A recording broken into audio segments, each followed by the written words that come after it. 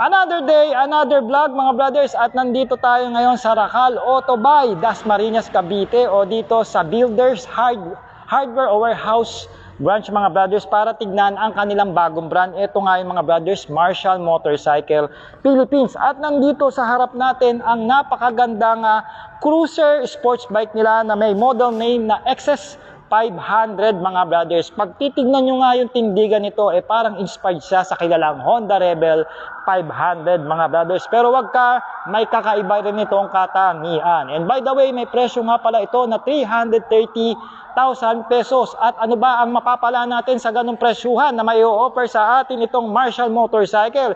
Dito sa harapan, meron tayo ritong napakagandang rounded LED headlight. Projector na po yan, at syempre nagdadala rito yung kanyang head cowling mga brothers, headlight cowling. Parang may glitters effect yung kanyang pagkaka-black, kaya I can say na isa itong metallic black ang datingan niya. Meron tayong magandang finish dito ng front fender at makapal na telescopic port o mataba, no? May reflector na yan. Naka-16 ang gulong natin dito at kasama ang kanyang napakagandang patty tire na branded by CST. Jensen tire ito mga brothers, so alam natin kapit Taiwanese.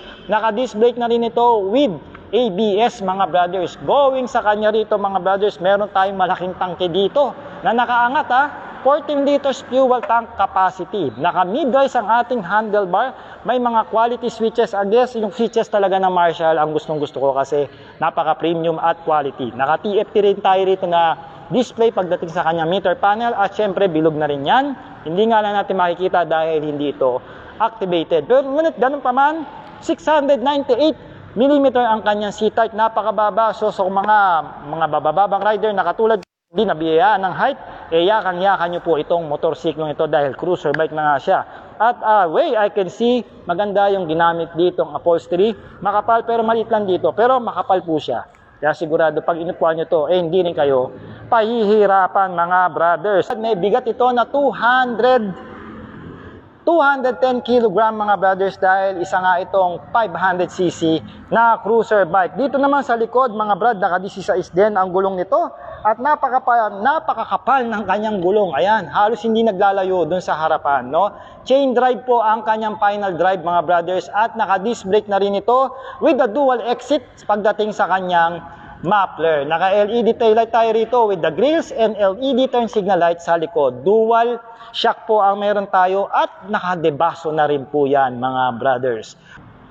At pagdating naman sa makina nitong XX500 mga brothers, meron nga itong 500cc parallel twin engine na pasok sa expressway dito sa Pilipinas. Of course, naka-fuel injected ito at naka-double overhead cam siya with the 8 valves of total yan mga brothers. Naka-liquid cooled ito, fuel injected siya mga brothers, at meron itong 6-speed manual transmission. Sabi ko nga kanina, naka-chain drive naman itong cruiser bike na ito na gawa ng Marshall.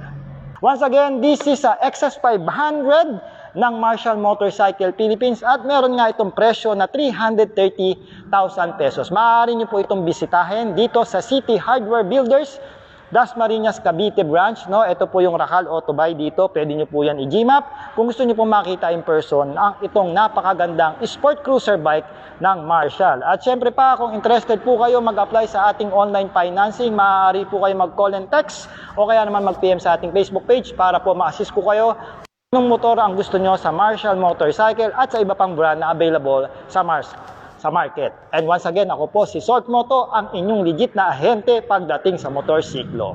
Alright.